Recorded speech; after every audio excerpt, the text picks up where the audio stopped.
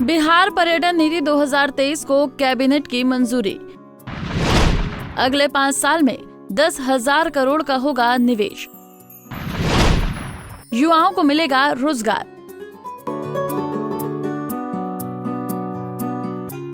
बिहार सरकार ने पर्यटन को बढ़ावा देने के लिए नई पर्यटन नीति 2023 को कैबिनेट से मंजूरी दे दी है। इससे पहले 5 सालों में अब 10,000 करोड़ का निवेश होगा। साथ ही पर्यटन से बिहार में प्रत्यक्ष या अप्रत्यक्ष रूप से 1 लाख लोगों को रोजगार भी मिलने वाला है। मुख्यमंत्री नीतीश कुमार की अध्यक्षता में हुई इस बैठक में पर्यटन के क्षेत्र में निवेश को प्रोत्साहित करने के लिए बिहार पर्यटन नीति 2023 का अनुमोदन सरकार द्वारा किया गया है। बिहार पर्यटन नीति 2023 की अहम जानकारी। 10 करोड़ तक निवेश में 30% मिलेगा सब्सिडी। होटल रेस्टोरेंट बनाने पर मिलेगी सब्सिडी। 50 करोड़ से अधिक राशि के निवेश में 25% की सब्सिडी।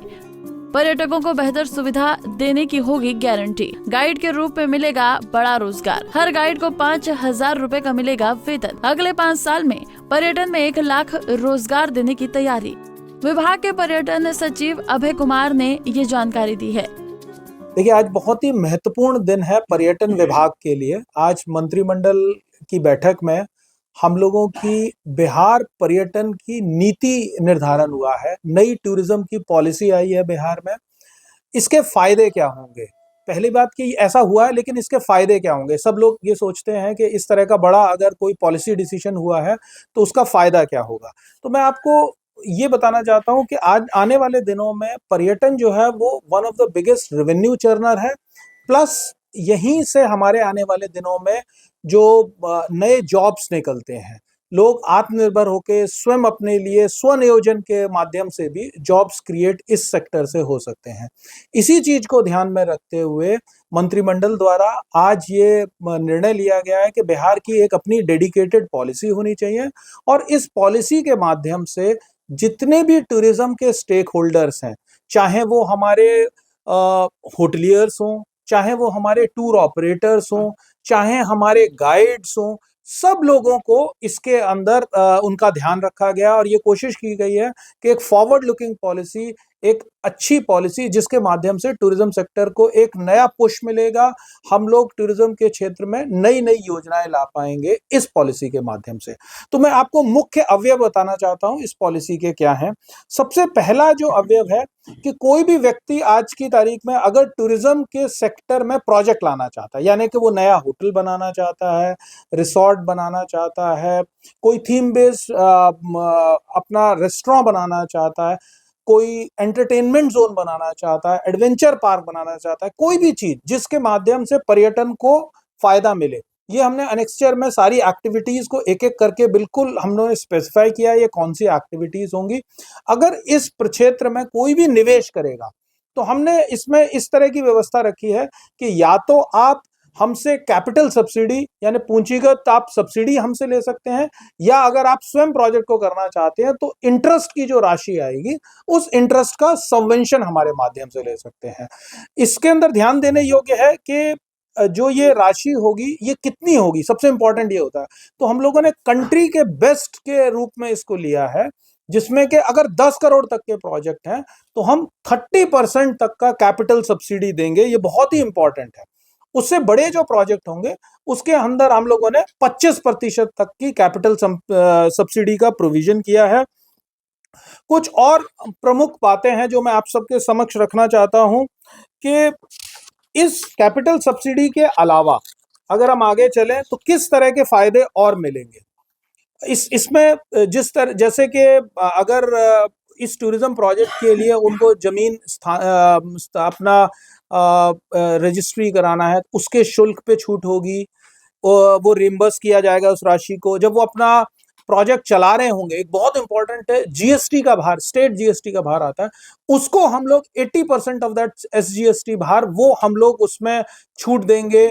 इलेक्ट्रिसिटी का जो शुल्क होगा उसमें छूट देंगे। इस वहीं गुरु पर्व की तैयारियों को लेकर भी पर्यटन सचिव ने जानकारी दी है।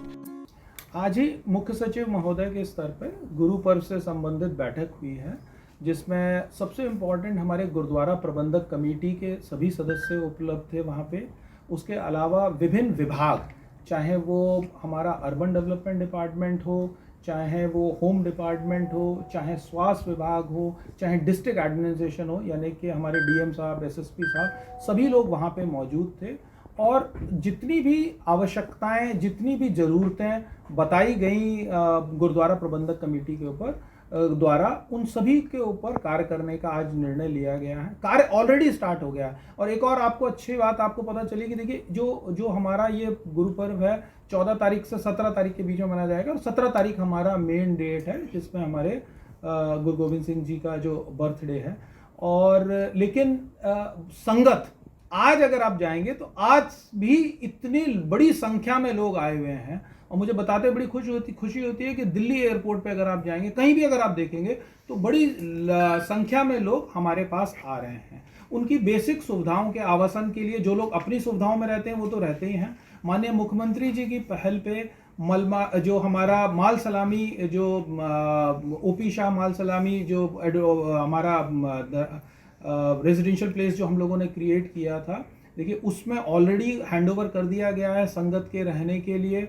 इसके अतिरिक्त जो हमारा पटना साहिब भवन है वो भी उनको हैंडओवर कर दिया गया है, साथ में टीएफसी कंगनमेंट। तो इस तरह की मल्टीपल लोकेशंस जहां पे संगत आके रुकती है वो सभी की व्यवस्था ऑलरेडी कर दी गई है।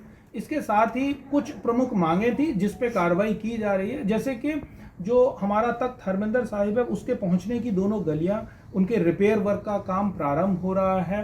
साफ सफाई के लिए स्पेशल व्यवस्था की जा रही है। जीरो वेस्ट इवेंट के रूप में इसको टेकअप किया है पटना म्युनिसिपल अथॉरिटी ने, पटना म्युनिसिपल कॉरपोरेशन ने। और खुद कमिश्नर साहब मीटिंग में थे, उन्होंने बताया कि किस तरह से वेस्ट का सेग्रीगेशन होगा, और वेस्ट के सेग्रीगेशन के बाद उसको प्रोसेस करके तभी आगे बढ़ाया जाएगा।